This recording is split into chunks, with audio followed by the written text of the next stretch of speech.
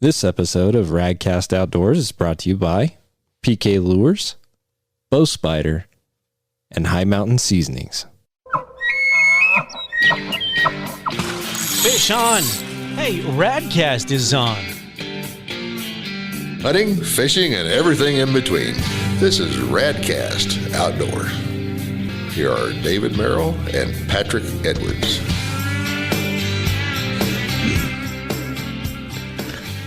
Welcome, everybody. It's back to Radcast Outdoors. If we haven't scared you away by now, I don't know what else to say. Patrick and I have both been on the road traveling a bunch this fall and winter. I can't believe ice season's almost over. I know, right? It feels like it just was about to start. Yeah. I don't know where the time went, but we're in 2022 already, and like you said, the ice is going to be gone soon. We'll be back in the boat, and yeah, it blows me away. You spent a few months on the road. I've spent a few months on the road, and it's nice to actually be back together here in the studio for a little bit. Yeah, I haven't been home in almost 7 weeks. It's, from the outside, people look at it and go, oh, it must be nice to go do all these shows and be all these places. There's a certain point in time where it just switches to, no, I just want to be at home in my bed. Yes. I want to hang out, do my routine, and sleeping in a different bed every couple days and eating at a different place is appealing for a very short period. I would agree with you on that. 2 weeks. After that, it's time to go home. Yep. It does get old after a while, that's for sure. And, this time of year, it's, you don't want to be out driving that much anyway. The roads are usually not the best, as we both know, and we've had some fun driving experiences already, but it is good to be back, and, we can talk about a little bit of fishing and some other fun stuff. So one of the big ones we did was we did the Archery Trade Association show again. Well, we had a show before that in Las Vegas, and I decided to see the southern United States. So we drove from Las Vegas, Nevada to Louisville, Kentucky, and it was 2,000 miles almost, and like 5 or 6 states we did it in right at 2.5 days. It was get up and get the windshield time at 6 a.m. and drive till 8, 9 o'clock at night, and do it all over again the next day. Yeah, that's a lot of driving. The day we got to Kentucky, we were setting up beautiful blue skies, drive in there, 6 inches of snow hit. Oh, man. We're inside setting up, and I look outside, I'm like, glad that happened today and not yesterday. Yeah, that would not have been fun to drive in, that's for sure. Well, one thing that's very important while you're doing all this traveling and running around is R&R, downtime, relaxation, mental, stimulation. So one of the things I like to do to just unplug and unwind is, a lot of times the hunting I go do is a little bit high key, mission oriented, goal oriented, very much an event, right? Kind of like a marathon, versus if I can just go fish the river for the afternoon or the morning, if I catch a fish, great. I want to catch a fish. That's why I'm going. But if I don't catch a fish, the ulterior motive is just, a break from the norm, I guess. So of those of us, there's a couple listeners out there, Patrick, like me, that, sometimes we go to the river. And specifically, there's a river I think of that, I don't catch a lot of fish. There's a lot of people fishing there, but maybe we can talk about winter river fishing. What are some tips and tricks and techniques to actually land something? Yeah, and so for you, I know it's kind of the mental escape. It is for me as well, but it's also very mission oriented when I'm going out there looking for a master angler rainbow or brown, or maybe I want to catch a new personal best, or maybe I want to catch one in a different spot, or maybe I'm trying out a new jig, which we'll talk about here in a little bit. There's something about in the wintertime, you have all these people that are out ice fishing, and I'm happy for all those people, and you enjoy yourself. I do a little bit of ice fishing, yes, but it's not my favorite thing. I am big on open water fishing, and I love river fishing. It's probably one of my favorite things to do. And the reason for that is it's, especially the stretch of river we're talking about, it doesn't ice up. It ices up around the edges a little bit occasionally when you get those super negative temperatures, but you have open access to water year round and nice fish. I see a correlation between ice fishing and river fishing and upland hunting and waterfowling, right? Because you're using a shotgun, you're usually using a dog for both. And I'll tell you, I duck hunted 2 days this last fall. I upland hunted like 30. And it's not that one is better than the other. They're both appealing and intriguing. I just kind of like to be dry, and when a pheasant climbs up your leg, when you get some mallards to commit and coming into the decoys, yes, it's exciting. But you get that pheasant to flush right here. It just, dogs locked up on point. For me, it's just, same as river fishing versus ice fishing. Yeah, I have a problem. It's called I can't sit still for too long. And so for me on the ice fishing front, it's a little bit more difficult. Like if somebody wants to go sit on a spot and be just stationary, that's really hard for me. Whereas on a river, I can go fish a bend of the river and then hike up a couple 100 yards, fish a different spot, hike another 100 yards, fish a different spot. And I'm always doing something, right? It's kind of like, it's part of the reason I like muskie fishing so much is, if I'm casting big lures all day, I'm always doing something, or if I'm jig fishing for walleyes and I'm casting up off the rocks, working it back, at least I'm always doing something. Well, the same thing with river fishing. And I especially like going after browns in the wintertime because you throw out into these deep holes and you don't know what's going to come out of that, right? You throw a jig in there or, whatever bait you're using,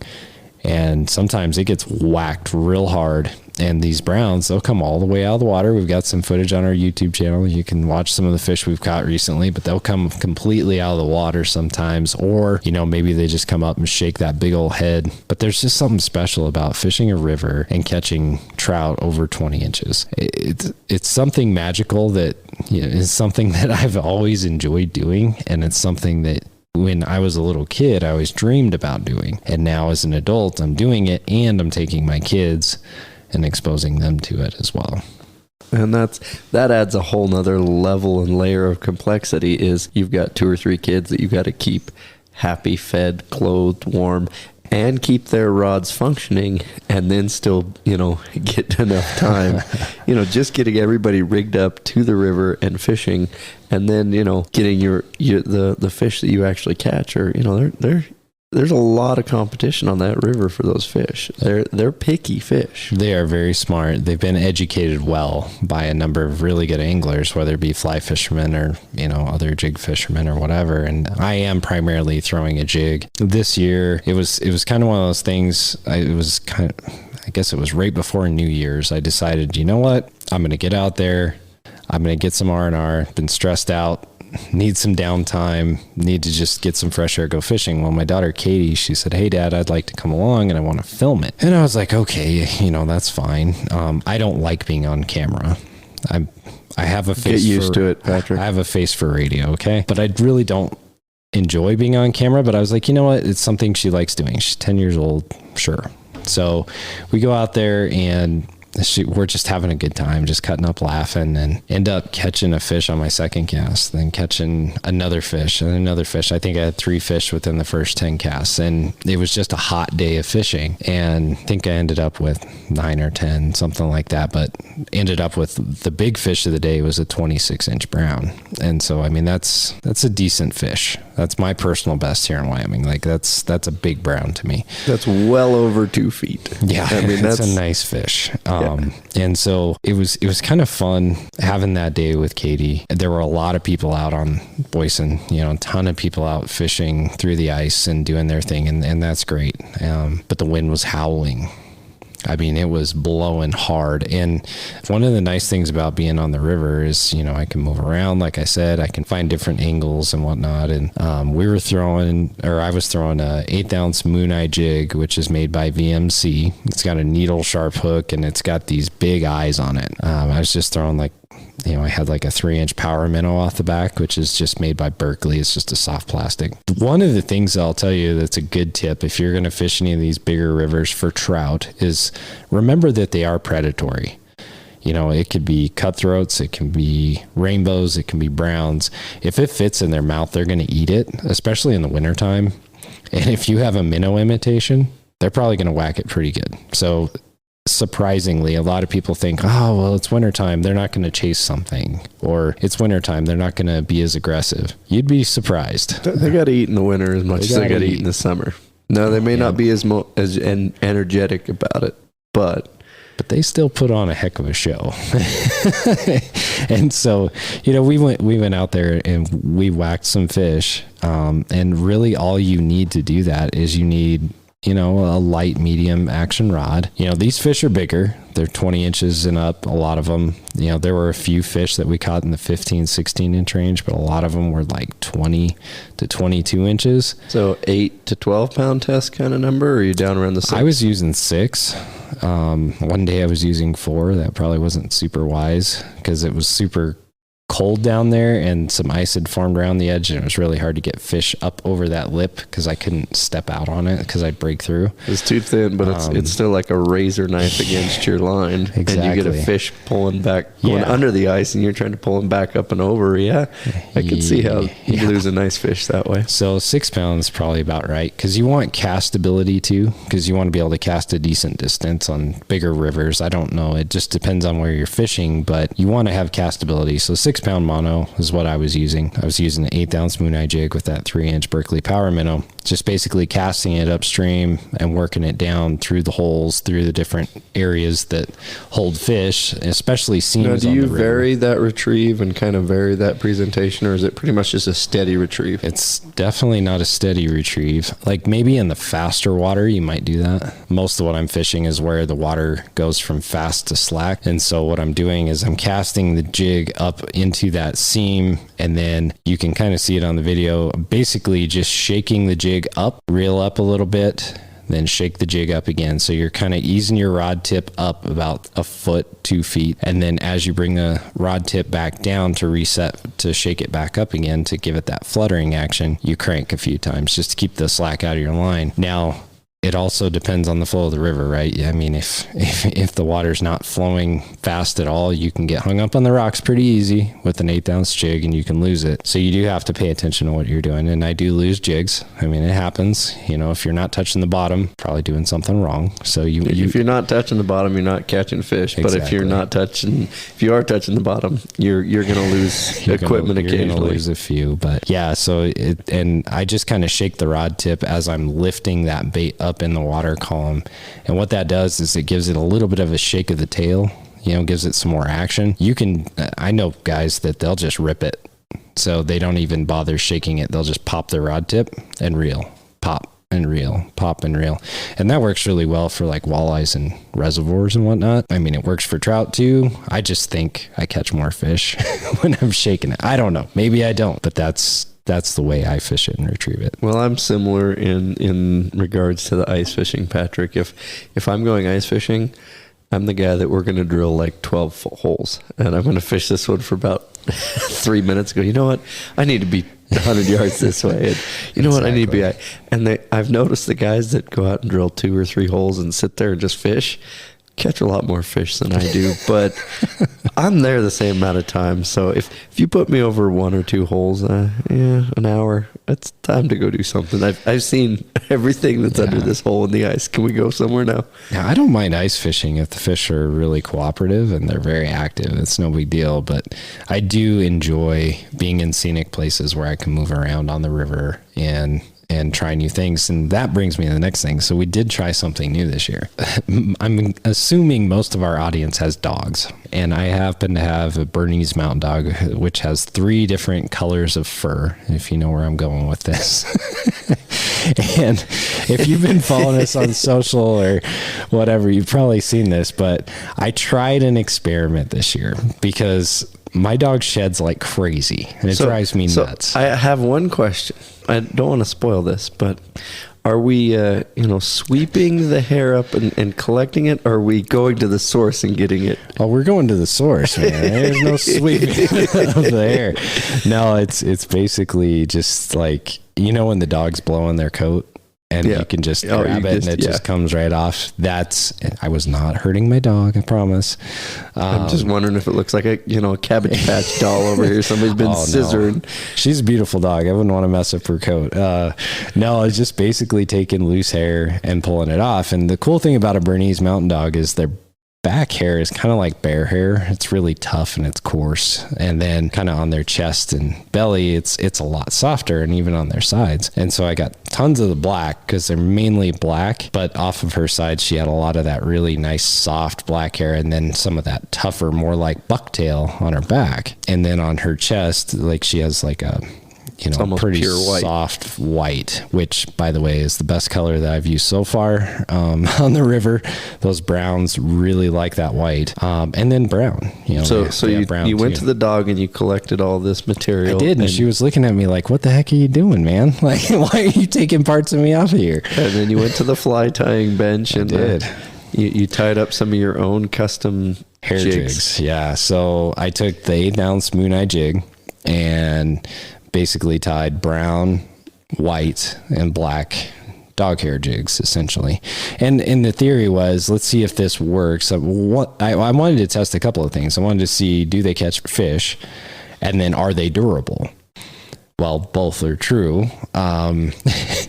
They do catch fish and they are durable. So, and I'm sure the cost is a little bit of your time and a hook and some thread, right? Yeah, it worked out really well. I made some flies too for later that we can try out when we go do some of our other escapades. But other than the cost of the dog food and the maintenance and timing of having a Bernese Mountain Dog in your house every day. But I look at it this way. I can preemptively strike and I can take some off the dog, or I can vacuum it later off the floor. So I guess it doesn't really matter, right? No, it does not really matter. But anyway, so I got to tell you this story. So John Bass, who was on this show, he wanted to go fish the river. And Faith, my youngest daughter, really wanted to go fish the river. She's my fishing kid. Everybody knows that. Like, she's the one who's always wanting to go. So I was like, all right, we'll go fishing. So I was like, we're going to try out Molly jigs. That's my dog, by the way, is Molly. So I was like, we're going to try out Molly jigs. We're going to see if they work. I think we should start selling Molly jigs. We might. You know, I could sell them for a premium. They are Bernese Mountain Dog. You know, you never know. So the dog eats a lot of food, Patrick. Oh, I know. Yeah. The landmines in the yard will confirm that. So anyway, we go down to the river and we start fishing. It was a little bit slow to start, but John Bass, he hooked up and he caught his first ever brown, which was really cool. He'd never caught a brown before. Caught one that was probably 16, 17 inches long. I broke one off down there, and I don't know if it was a brown, but it was one of those deep holes. Mm-hmm. I hooked up and I was using a beadhead sinking fly rod, and I'm running 4X tippet, you know, pretty decent. And I hooked up, felt about 4 head shakes, and then pop. Oh yeah. And I mean, it wasn't a hookup like a trout where, you know, you can get a little bit of play and you feel some head shake. No, this was almost like the bottom, and then it started head shaking and taking line, and then it popped. Yeah. Those are the best. Except for you got to catch them. I want to go back and, you know, it was probably your 26 inch. It wasn't a 6-8 inch fish. So no, that the one that gets away is the one that it's stuck right here in my mind. I got to go back someday. Well, we'll go back there. We'll go back there and see if we can find him. But so anyway, John catches this fish and he releases it, and then Faith yells, "I got one." And I'm like, sweet. So I run down to where she's at, and unfortunately the fish gets off. And I'm like, shoot, man, that stinks. So I start wandering back up the other way, and she yells at me again, "I got another one." And I'm kind of skeptical at that point. I'm like, okay, did she hook a rock, or, you know, what's going on? Well, I come down the riverbank, and this is on our YouTube channel, but I come down the riverbank and I see this fish, and I'm like, holy smokes. This is a big fish. I mean, it was a 24-inch brown. And for a little kid reeling in a 24-inch brown, and me being the dad, I got a little bit excited, just a tiny bit. And John Bass, he was all excited too. I mean, it was a big old fish. We got it up next to the bank, was able to reach over the ice because there was ice on the edge, and pull it up, and we got some great pictures. And she was just so proud of that thing. But it was a white Molly hair jig, and it was one of the ones that I tied it a little bit smaller. I had a VMC hook and then like a little tungsten bead head, and then I put that white fur coming off of that as a trailer, and I mean, that it was very effective, I'll just say. And if you haven't seen a 24-inch brown colored up like that, you got to go watch that video because it's a gorgeous fish. But she was very, very excited, and John keeps pushing me. He's like, you know, you need to get a replica made of that fish for her wall. So we'll see, you know, we might be able to do something about that, but it's pretty cool to watch. And then a few minutes later, John hooked a really nice Snake River cut. There are Snake River cuts in there, and it is one of the prettiest fish I've seen. Like, it was gorgeous. It had bright red on its belly and gold. Super pretty fish. And so, I mean, the molly jigs work, man. We took them out there. We spanked some fish. I caught a nice brown too. I mean, they work. So we just got to get you out there and try some out. We're going to have to get a few more Bernese Mountain Dogs so we have enough hair laying around. Well, hey, a shout out to Christine up in Canada. We had her on the show talk about mindful fishing. She had messaged me and said, hey, we have access to a burner or Bernese Mountain Dog. You know, maybe I should start tying jigs. I'm like, heck yeah, you should start tying jigs. They work, man. Get them done. So anybody out there, anytime you go around, just go to the dog park and ask anybody, hey, can I comb your dog for you? I'm just going to brush your dog for you. They're like, sir, is that a Bernese Mountain Dog? I've got a brush. I'll brush it for you. But I mean, they're such good dogs and good tempered. Molly, she's just looking at me like, what are you doing? But she doesn't care, you know. It's like, whatever. But hey, you use the materials that you have available and they work, man. I mean, you can't argue with success, right? If it works, it works. Necessity, the mother of all invention. Oh man. Well, I was just looking at her. I'm sitting there tying other jigs and I'm like, there's some unused hair on that dog. It's just going to fall on the floor anyway. I might as well try it. And, you know, heck, it works. So it did the job. But yeah, I think oftentimes we think of winter fishing in terms of just ice fishing. And that's a mistake because there's so much more you can do. If you do have river systems or streams that stay open year round, those fish are very accessible. And if you don't want to just be stuck, you know, in one spot, I mean, you could be those guys that go out there and drill 100 holes and move around all day, and that's fine. I'm just saying, if you're looking for a more leisurely type fishing where you just have to worry about your rod and maybe your pack, that's a really good option. And the fish are fun to catch. I mean, it's so much fun. Give PK Lures a shout out here that, you know, if you don't want to go tie your own jigs, the Red Dot Glow is a great lure. You can get it 1/8 ounce, 1/4 ounce tungsten. Go check them out, pklure.com. Absolutely. And if you're river fishing, I also caught some fish on the spinner jig too. And so basically it's a round ball-headed jig with a spinner system just above it from a split ring. That thing catches browns, rainbows, cutthroats, anything in the river, walleyes, whatever you're going after. So give the spinner jig some love, give the PK spoon some love, and of course the flutterfish, which is my favorite spoon that they make. And the Red Dot Glow is the best color, in my opinion.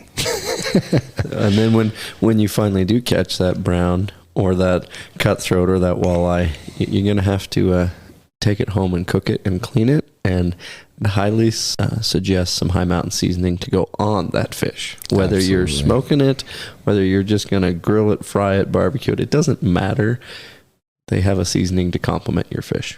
You know, this year I've made a lot of smoked fish for people. You know, I'll catch mine and eat some of them, you know, and then give some of it away just to share with friends. And we've been using the gourmet fish and the river trout, you know, brines. So I'll brine them, smoke them, package them up and give them away to people. And man, people love it.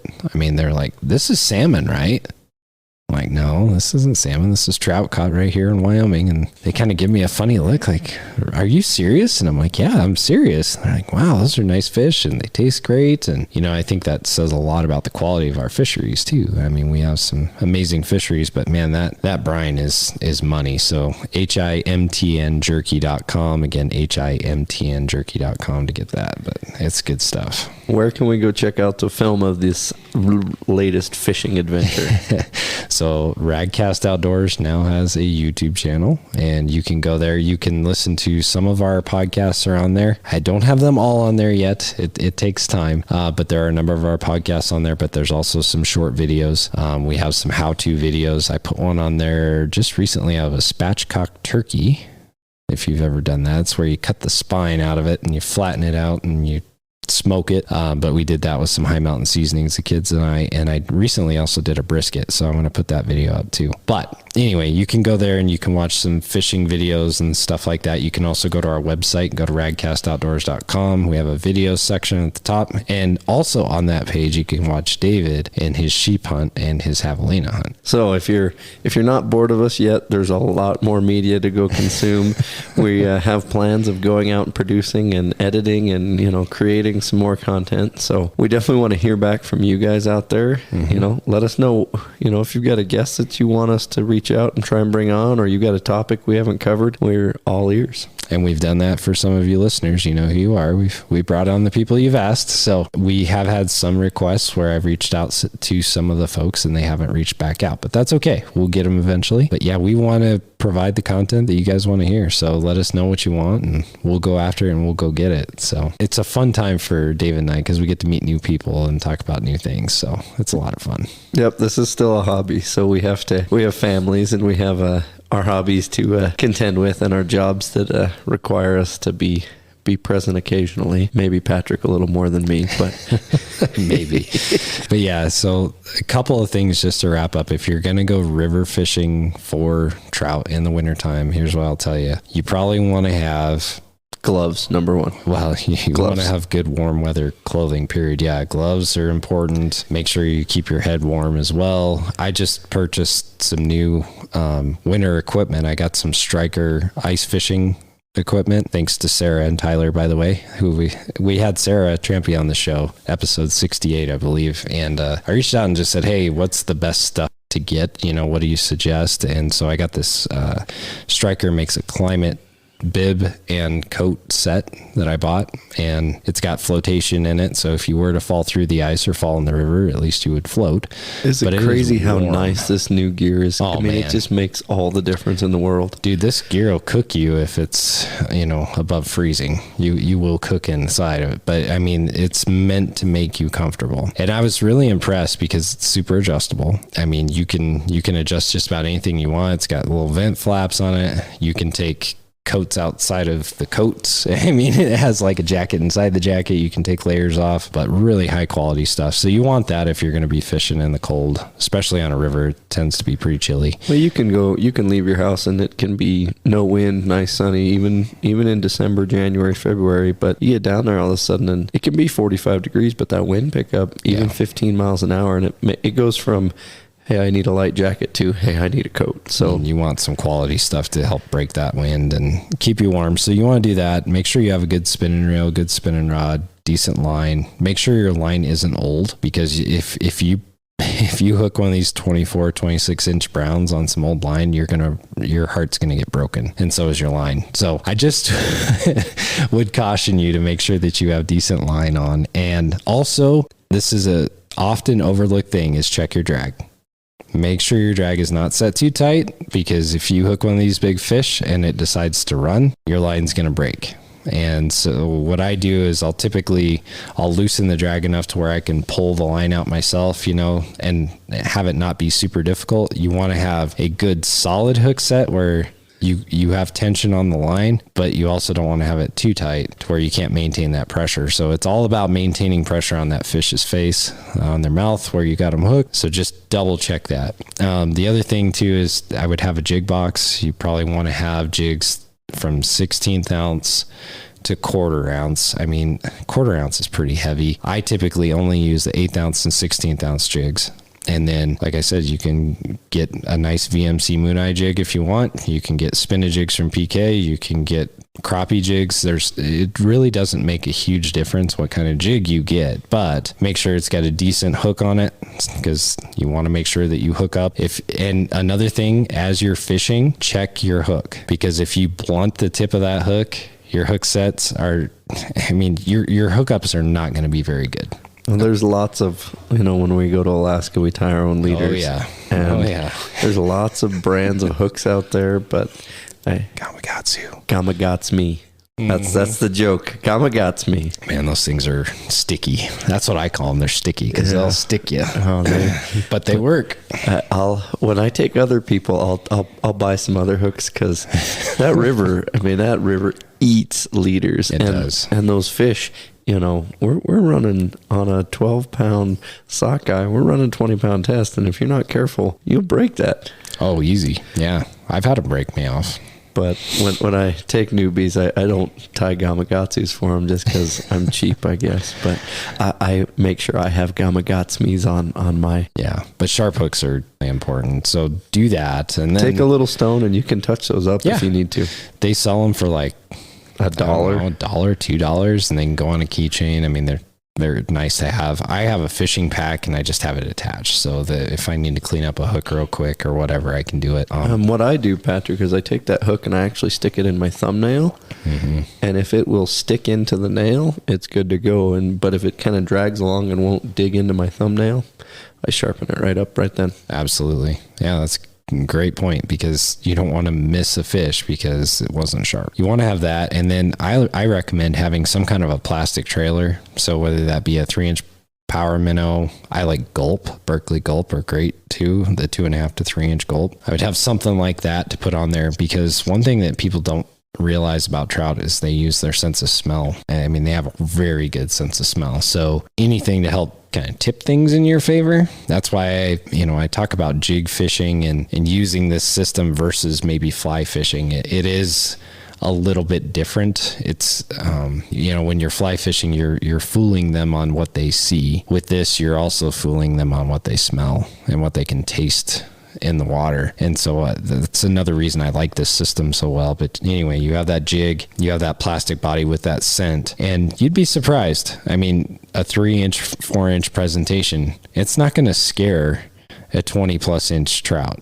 I mean, that trout's going to gobble that thing up. I mean, that's like a huge meal to them. That's brunch. That's not even breakfast or lunch. That's a snack. Well, there's this perception out there that trout only hit these little tiny things. And it's like, man, I've been catching big trout my whole life, and a lot of it's on bigger stuff, and I mean, they do hit the little stuff, but they hit the big stuff too. Like I've caught 24, 25 inch rainbows on a 4.5 inch crankbait. They don't care. They're going to eat it. If it's something that looks appealing to them, they're going to smash the snot out of it. So in my fly fishing box, I'll have, some mosquito patterns, and I'll also have some streamers, some 2.5, 3 inch, mm-hmm. And depending on the day, I might be using that or a hare's ear or something in between that, so go from a 1/4 inch long to 1/2 inch long to 2 inch long fly, all in the same day, all for the same fish. Yeah, absolutely. You don't know what they're going to be, having a preference for, but what I can tell you with brown trout especially, they're extremely predatory. And you put something that looks like a decent sized minnow meal in front of them, they're going to hit it. And a lot of people have a perception too that like a rainbow trout is not much of a predator. Those things eat everything. So if you have that perception, you need to change that. I took you out on the boat and we were trolling decent sized crankbaits and catching nice big fat rainbows, right? Like they eat other fish. They eat all kinds of things. In fact, if you look up some of the studies on streams and rivers with rainbow trout, they'll find mice in their stomach. Because, I mean, they'll hit something skittering across the water, something that falls in the water. They are very predatory. They're not nearly as predatory as bass, but they're, if bass is 10 out of 10, they're probably an 8 out of 10, I would say. Oh, yeah. No, if it fits in their mouth, they're going to eat it. They eat crawfish. They, if they can get it down, they are going to eat it. Little freshwater sharks, then. Yes, they are. And a lot of people don't realize that. But anyway, so those are just some tips on things that I would do. When you're looking at the river, to look for bends in the river. That typically is where the holes are going to be, and deeper spots is probably where you're going to want to focus. And then of course, anywhere where you have the transition from shallow to deep. So it could be around a big rock, could be around a bend, whatever that is. And then also where the seam of the river goes from fast to slow. So typically you're going to have some of that a little bit slower moving water that goes into that deep hole, where you're going to have that big brown. And typically you're going to have a big male and female brown in that hole. So if you catch one that's big, you should probably cast back in there and see if you can get the other one. So those are just a couple of tips, but I've already had a heck of a good start to the season. That 26 inch brown, I got to tell that story real quick. That fish was something, because I threw out into this hole and I was working it back, and Katie, she was running the camera stuff, she was just dinking around, but she wasn't really paying attention. And I said, "Ooh, that's a big fish," because I could see it come up. It was probably about 10 feet from me, and it kind of swam back into the hole. And it had struck at my jig, but it missed. So I just kind of bass flipped it back out to that hole, started shaking it, working it back, and it missed it again. Like it came in and it missed it again. I was like, man, this is ridiculous. This is a huge fish. I got to catch this fish. So it shoots back out into the hole. So I'm like, all right, I can do this. One more time. I flip it out there again. Just bass flip it back out there, start working it back, and I saw its gills flare, and I saw my bait disappear into its mouth. Boom, I set the hook really hard, just boom, drove it into his jaw, and I thought Katie was filming, and so I'm fighting this thing. It sticks its head out of the water, shakes it really hard 3 or 4 times, takes a run, jumps out of the water, doing all this, and then Katie realized she hadn't started filming. So none of it's on film, but that's okay.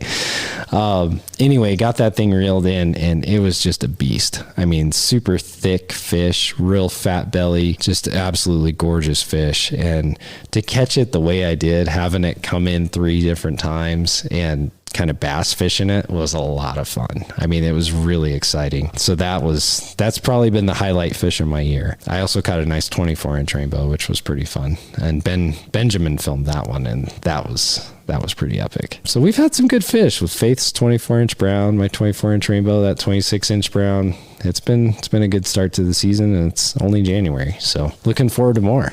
We just got to get you out there now. Yeah, I gotta stay home for more than one day. But yeah, we'll get her done. So speaking of work for you, so let's talk about Bow Spider a little bit. New products are on the way. I need to get a little more time in the office and a little less time in the field, but I did do a little bit of use of one of the prototypes this fall, and I'll tell you, it's exciting. It works. So yeah, we've got all the stuff's on the website. You know, we're up to 30 some SKUs now. We did pick up some outdoor edge knives that I think are really cool. I've used them in the field quite a bit. They're really cool. So we've got those on there. Razor sharp too.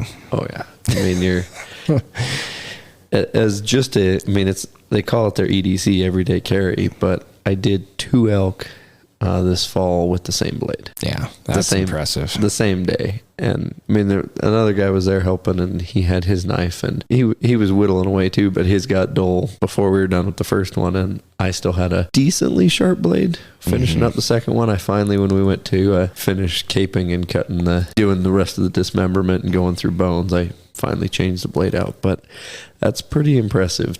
I would feel 100% confident with that knife to do a whole critter by myself. It's a great product, and you can get it at bowspider.com.